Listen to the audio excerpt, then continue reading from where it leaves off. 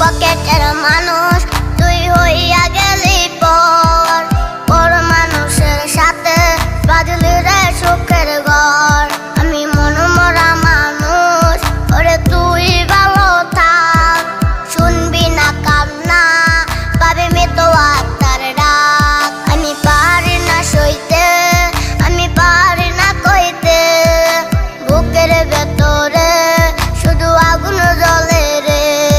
আমার খবরটাতে রোজ নিতে আসিস রে তুই খোঁজ, নাকি মরার খবর শুনে